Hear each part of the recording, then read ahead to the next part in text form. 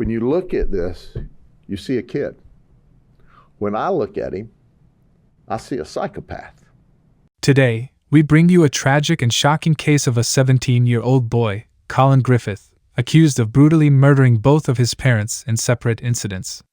This disturbing series of events unfolded over the course of nearly 2 years, culminating in the murder of his 39-year-old mother just last Sunday. Here's a breakdown of the timeline, the crimes, and what law enforcement has uncovered so far.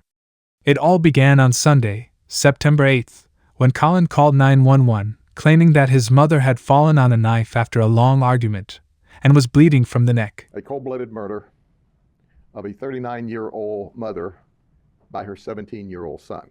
Authorities rushed to the scene, finding Colin calm and composed, despite being covered in blood.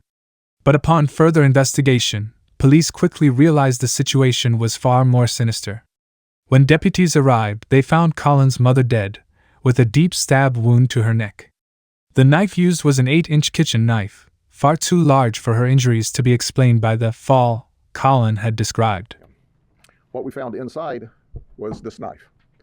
This knife is 12 inches long, and of the 12 inches, 8 inches of that is the blade. So he's saying that his mother fell on this knife. Neighbors reported seeing Colin dragging his mother into the house by her hair just before the attack, raising immediate suspicion. After the initial investigation, the medical examiner confirmed what police had already suspected: there was no way Colin's story could be true. The wound was so severe that the knife went all the way through to the back of her neck. It was clear this was a brutal murder, not an accident. As detectives dug deeper into Colin's past, more disturbing details came to light. This wasn't the first time Colin had been involved in a fatal incident. Nearly 2 years ago, in February 2023, Colin shot and killed his father, Charles, in Oklahoma. He claimed self-defense, saying his father had pulled a knife on him. While Colin was initially charged with first-degree murder, the charges were dropped after investigators couldn't disprove his self-defense claim. After his release, Colin moved to Florida to live with his mother, but the situation quickly escalated. In September of the same year, Colin was Baker Acted, a legal process in Florida used to detain individuals for mental health evaluation.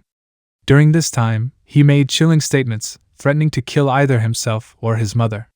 His violent tendencies resurfaced in November, when he was arrested for domestic violence after beating his mother during an argument over video games. That's right. His father was named Charles. He shot him once in the chest and once in the head, and he claimed self-defense. In the months that followed, Colin's behavior became increasingly erratic. In February 2024, just a year after killing his father, he ran away from home after another argument with his mother. Although he was briefly placed in the care of the Department of Children and Families, DCF, he was eventually reunited with her. This decision, tragically, led to the events of September 8th. Colin Griffith is now charged with first-degree murder for the death of his mother, and law enforcement is also looking into reopening the investigation into his father's death. Authorities describe him as a dangerous individual with no remorse for his actions. In fact, when deputies arrived at the scene, Colin showed no urgency in getting help for his mother.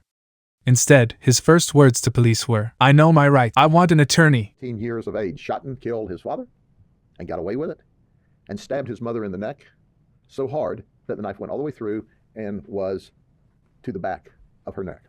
This is a heartbreaking and deeply troubling case that raises serious questions about whether more could have been done to prevent these tragedies. Both his father and his mother are now dead, and Colin faces the possibility of being charged as an adult for both murders. As investigators continue their work, we can only hope for justice for those whose lives were taken far too soon. He's being charged with first-degree murder, but our state attorney's office is the greatest to prosecute him as an adult.